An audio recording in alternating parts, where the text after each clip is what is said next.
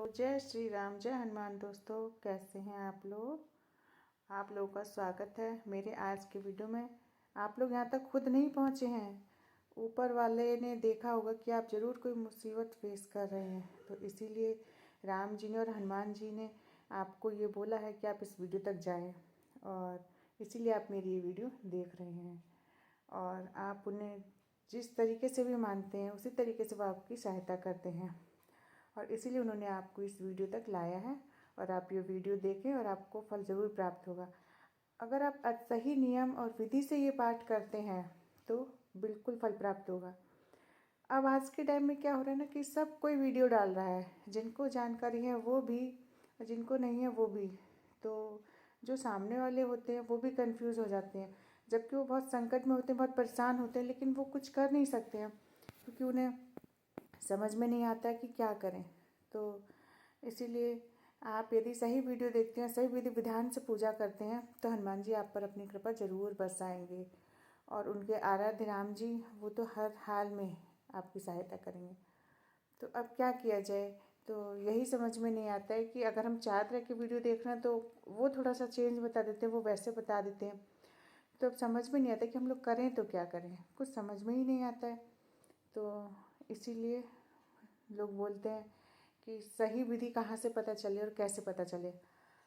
तो मैं यही एक निवेदन करूँगी आप लोगों से कि सबसे एक निवेदन है कि भाई आप लोग सही विधि और सही नियम से ही अपना पूरा करें, क्योंकि यदि आप सही विधि और नियम से नहीं करेंगे तो आपको फल नहीं मिलेगा। और वैसे तो भगवान आप पर कृपा बरसाते हैं, पर यदि आप विधि विधान से करते हैं तो और भी ज़्यादा कृपा प्राप्त होती है। और हमें जब उनके ऊपर विश्वास है तो हम पूरी विधि विधान से ही करेंगे और संकल्प लेंगे।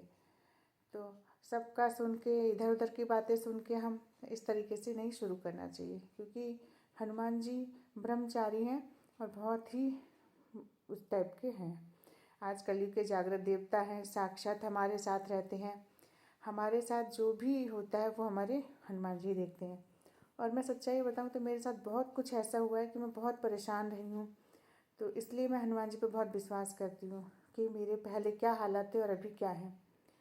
तो मैं बस इसीलिए मैं चाहती हूँ कि जो आशीर्वाद उन्होंने मेरे ऊपर बनाया है आप लोगों के ऊपर भी बनाएं और अपना आशीर्वाद दें वो।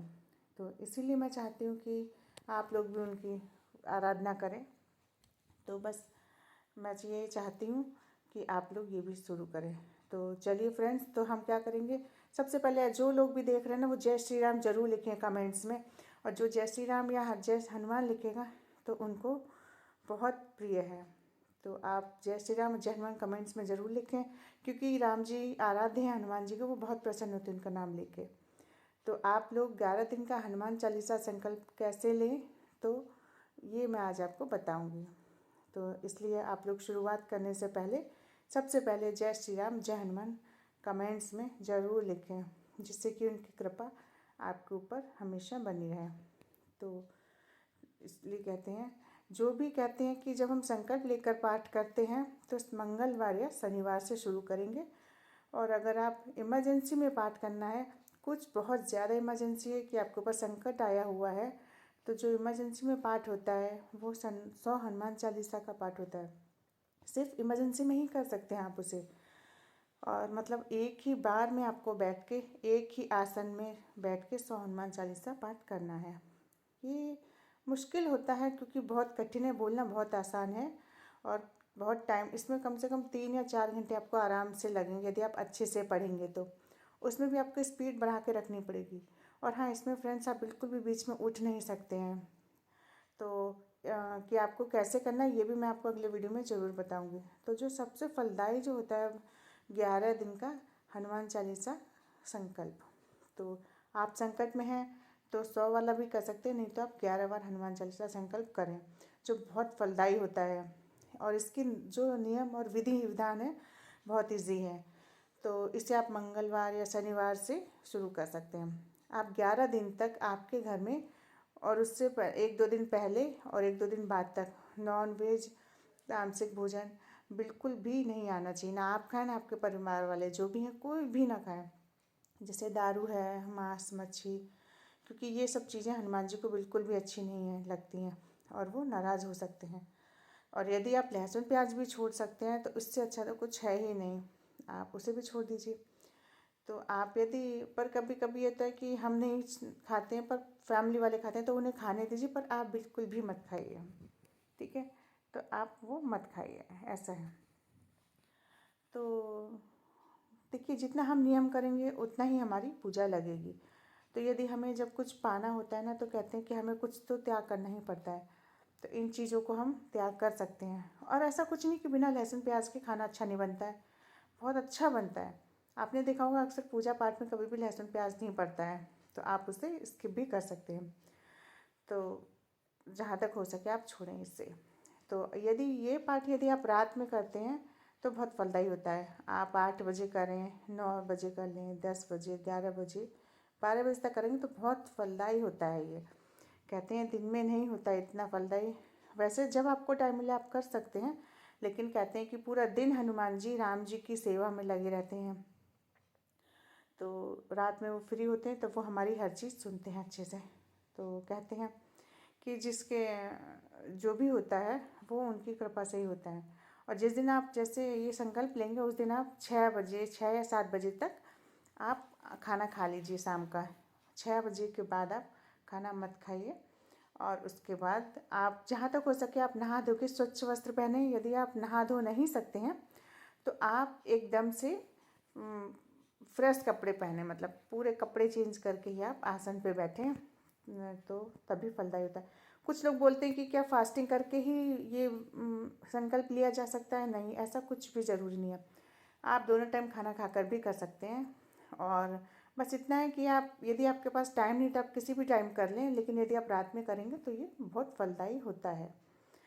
और बस उसके बाद क्या है कि आप स्वच्छ कपड़े पहन के, बस सब पहन के आप एक हनुमान जी के लिए चौकी तैयार।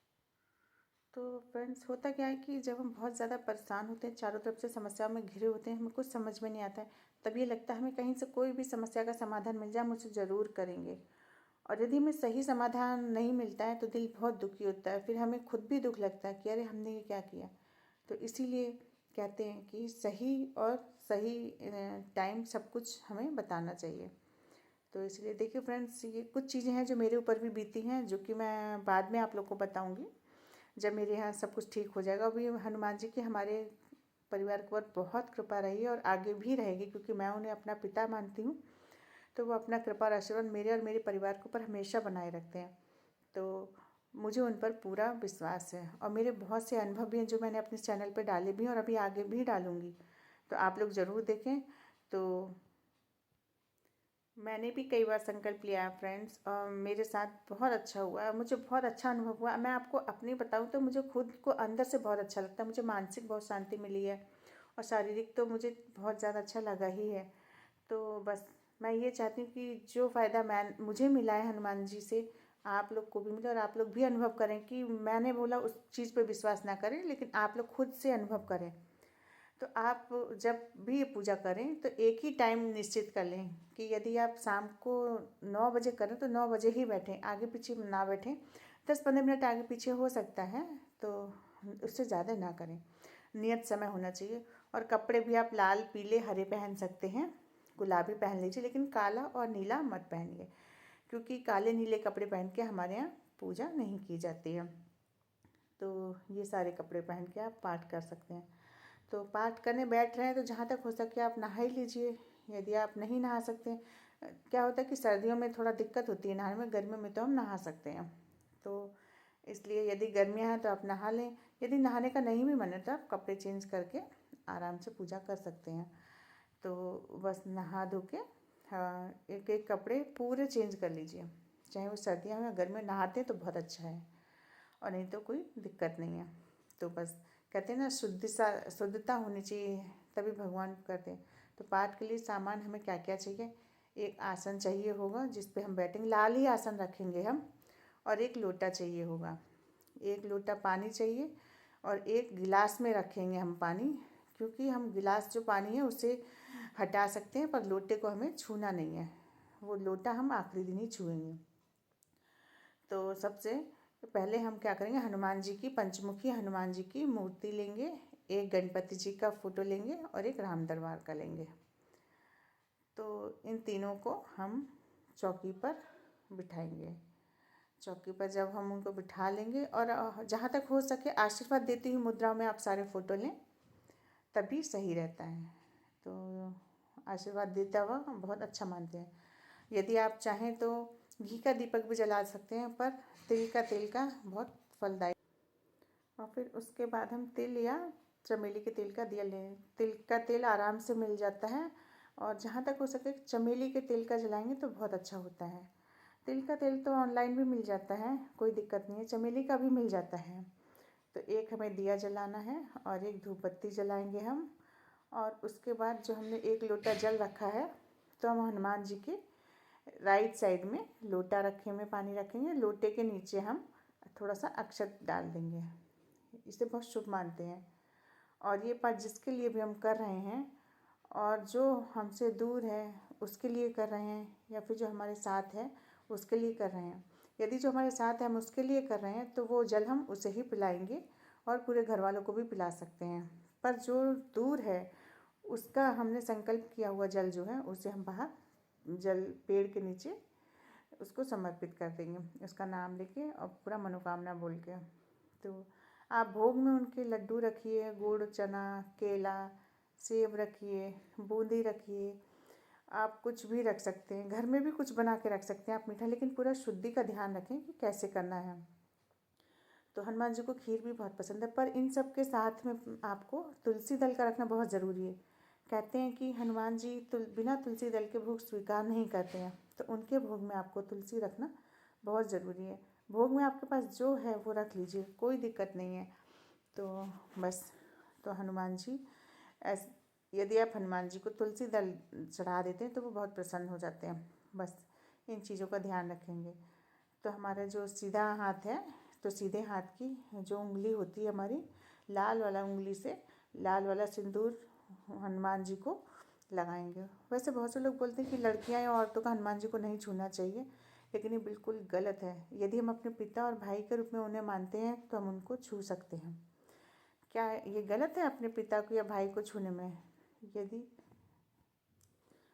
यदि ये सब गलत है तो कैसे है बताइए? क्या पिता और भाई को हम आराम से छू सकते हैं? ये इसलिए ये चीज़ आप अपने दिमाग से निकाल दें कि हम हनुमान जी को छू नहीं सकते हैं।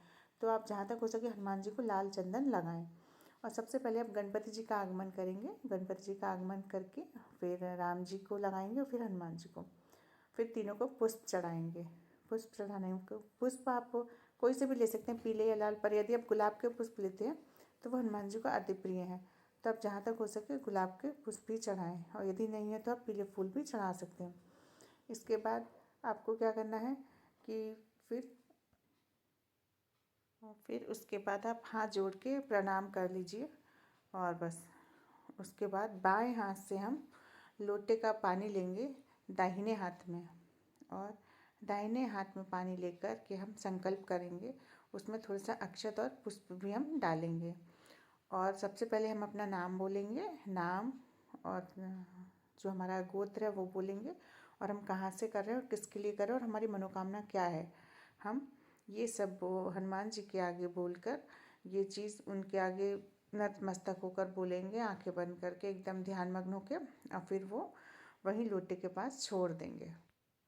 और बस संकल्प लें और फिर बोलें कि हे प्रभु, कोई हो साथ ना यहाँ हो, पर आप हर पल हर क्षण मेरे और मेरे परिवार के साथ हैं। मुझे पूरा विश्वास है, इसी विश्वास के साथ मैं ये 11 दिन का संकल्प कर रही हूँ। आप मेरे संकल्प को निर्विघ्न पूर्ण करवाइए। ये आप चाहेंगे तभी होगा, हम चाहेंगे तो नहीं हो सकता। इसलिए आपका पूरा आशीर्वाद, और मुझे आपका पूरा आशीर्वाद चाहिए इसमें। तो इस तरीके से बोल के हम अपना हनुमान जी को याद करके, एक मंत्र है हनुमान जी का, वो भी बोलेंगे हम। और उनके आगे हैं, हनुमान जी के आगे सबसे पहले हमें राम की स्तुति करनी है। श्री रामचंद्र कृपाल भजु मन हरन भव वै दारुणम। ये वाली स्तुति तो आप सबको आती होगी, यदि नहीं भी आती तो आप हनुमान चालीसा में हमेशा रहती है, वहाँ से करें।